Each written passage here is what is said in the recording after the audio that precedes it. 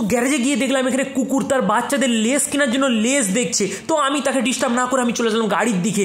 গাড়ি তো দেখে আমার মাথাটা হালকা একটু গরম হলো, কেননা গাড়ির কাজ আগের থেকে একটু হয়েছে, এখানে গাড়ির ধন্না খাটানো হয়েছে। তো সেটা দেখে আমার মানে খুব খুশি আমি হলাম না, যে কী ব্যাপার এরা কী করছে।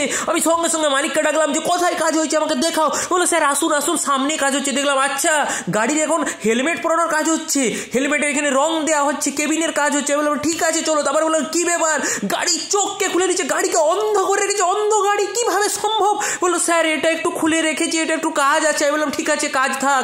বললাম এটা কিসের জন্য হয়েছে? বললো দাদা রাস্তায় দাঁড় করিয়ে যদি কেউ মদ খেতে চাই তাহলে এখানে মদের গ্লাস আর বোতল রেখে খেতে পারে। বললাম আচ্ছা ঠিক আছে। পরে মিস্ত্রিরা দেখলাম কাজ করছে মন দিয়ে, খেয়ে আমি ছেড়ে দেখলাম একজন দাদা এখানে আগুন নিয়ে খেলা করছে। বললো আগুন নিয়ে খেলা করা নেই কো অপরাধ বলে দিয়ে আমি দেখলাম এখানে পোঁত খুলে গাড়িটা দিকে দেখলাম ও বাবা এত দিনে পোঁত খুলে গাড়ির পোঁত চাপা দেওয়া হয়েছে।